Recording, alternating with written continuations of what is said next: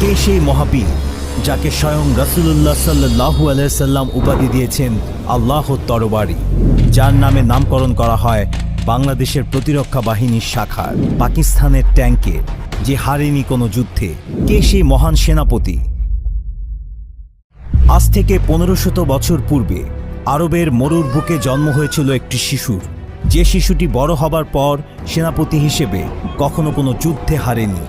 যে শিশুটির বীরত্ব ছিল প্রবাদের চেয়েও বেশি কিছু, যার সাহসিকতা, ইমানের জোর ছিল এক সমুদ্রের চেয়েও বিশাল। ইসলামের শত্রুদের জন্য যিনি ছিলেন সাক্ষাৎ মৃত্যুর পরোয়ানা। যুদ্ধের ময়দানে তিনি এমনভাবে আবির্ভূত হতেন, মনে হতো যেন একটি সিংহ আক্রমণ করতে নেমেছে একদল ভেড়ার পালে। রাসূল সাল্লাল্লাহু আলাইহি সাল্লাম যাকে ডাকতেন সাইফুল্লাহ নামে, যার অর্থ আল্লাহর তরবারি, যে তরবারি ইসলামের পক্ষে যতবার উত্তোলিত হয়েছে ততবারই বিজয় ছিনিয়ে নিয়ে এসেছিল মহান রব্বুল আলামিনের অশেষ রহমতে। তিনি এমনই একজন সেনাপতি ছিলেন যিনি মহান রব্বুল আলামিনের দয়ায় কোনো যুদ্ধেই পরাজিত হননি, যার নামে আজও পৃথিবীর বিভিন্ন দেশ নিজেদের সেনাবাহিনীর বিভিন্ন শাখা বা অস্ত্রের নামকরণ করে। তিনি আর কেউ নন, হযরত মুহাম্মদ সাল্লাল্লাহু আলাইহি ওয়াসাল্লামের অন্যতম প্রিয় সাহাবী হযরত খালিদ ইবনে ওয়ালিদ রাদিয়াল্লাহু তাআলা আনহু। الدنيا جيت بسلامة واستقبلتني ابتسامة। ভিডিওটির শেষে থাকছে একটি বিশেষ কুইজ পর্ব।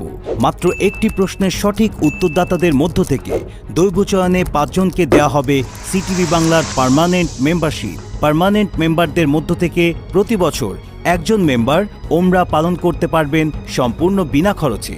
এছাড়া সকল পার্মানেন্ট মেম্বারদের নিয়ে থাকবে প্রতি বছর একটি আকর্ষণীয় বনভোজন। তাই ভিডিওগুলো না টেনে মনোযোগ দিয়ে দেখুন, নিজের জ্ঞানকে আরও সমৃদ্ধ করুন আর ঘুরে আসুন সিটিভি বাংলা পরিবারের সাথে। বিস্তারিত জানতে চোখ রাখুন ডেসক্রিপশন বক্সে।